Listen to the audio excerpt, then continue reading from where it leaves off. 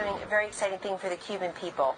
Our unity is with the Cuban people, not the oppressive Cuban regime that has benefited from these changes in the Obama administration policies that helped the military, the security, and the intelligence entities there benefit from U.S.-derived funds. That has to stop. Kellyanne Conway talking about the president's policy on Cuba as we await President Trump's speech in Miami, setting a new course on our policy toward Cuba. Cristobál Alex is president of the Latino Victory Project, and Mercedes Schlapp is a former spokeswoman for President George W. Bush, a GOP strategist and a Fox News contributor. Mercedes, let me start with you. Since you've had some personal experiences or dealings with Cuba, tell me how you feel about this new policy as the president pushes forward to rename the policy and put it in a new direction.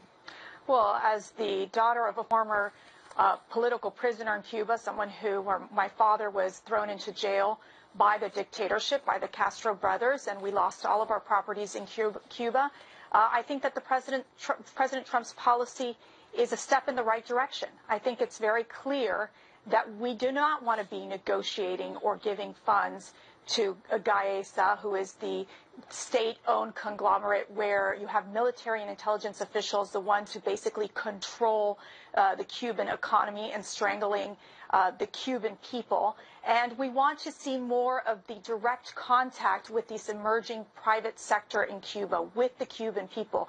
Wall Street Journal just reported today that in terms of reservations, the travel agents had changed hotel reservations for 25 groups from these Cuban military-run hotels to hotels that are not under the control of the Cuban military. So this directive, I think, is a very important step, and it's sending a very clear message to the Castro dictatorship that if they want to negotiate, they need to bring some meaningful changes to the island. Cristobal, your reaction to what the president is going to do today?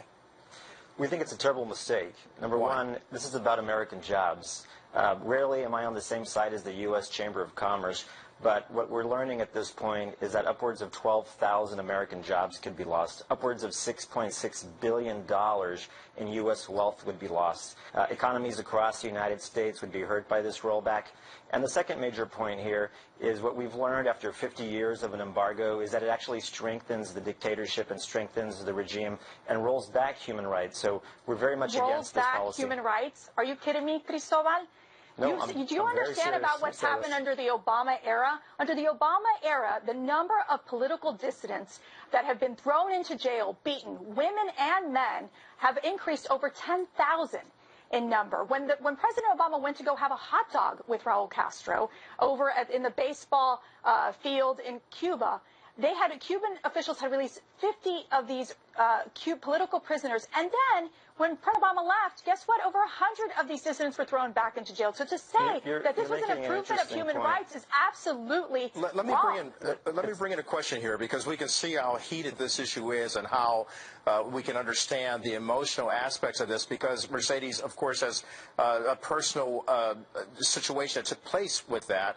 And Cristobal, what about you? I mean, you can see how this is an emotional issue even now after former President Obama tried to normalize relations, but still kept ties going with the dictatorship and the military regime. Well, let's remember how this came about under President Obama. Pope Francis traveled to the region, worked behind the scenes to negotiate this with the administration, with the Cuban regime, to make sure that we were able to bring in religious organizations, human rights activists, NGOs, and American businesses. Those things are necessary for democracy to take root in Cuba, for American free enterprise to take root in Cuba, to expand the middle class. That's how we're going to expand human rights in Cuba. And I think we can all agree, Mercedes, that sunlight is the best disinfectant. And if we go back and close the doors in Cuba, human rights abuses are going to be once again Castro regime to leave. The problem is not the Cuban U.S. embargo. This is about a dictatorship that has been in power over 50 years, and they have a stranglehold on the Cuban people. The Cuban people can barely feed themselves. This is an issue that's problematic from the island, not from the fact of the U.S. policy. Mercedes and Cristobal, I hear Mercedes loud and clear, and Cristobal, I hear you as well. well. Look, you look at this in the glare of sunlight, as you mentioned, and how that will affect human rights. But the bottom line is, if you're still dealing with a military regime and a dictatorship, aren't they the ones meting out that economic growth that former President Obama had hoped to accomplish? And now President Trump coming and saying, wait a minute, let's change a little bit and let's redial and redirect and get this into the hands of the Cuban people and not in the hands of the Cuban regime. American businesses, American civil rights organizations, human rights organizations, and religious organizations don't agree that this is going to be helpful to the Cuban people or to American workers. Well, the Cuban dissidents believe that we need this change in the Cuban policy. Those are the people that are suffering every day under the Castro regime. And Cristobal, I thank you both. We got to end it there. Obviously, it's a discussion that's going to go on for quite a while. We thank you both for sharing your insights. Thank you.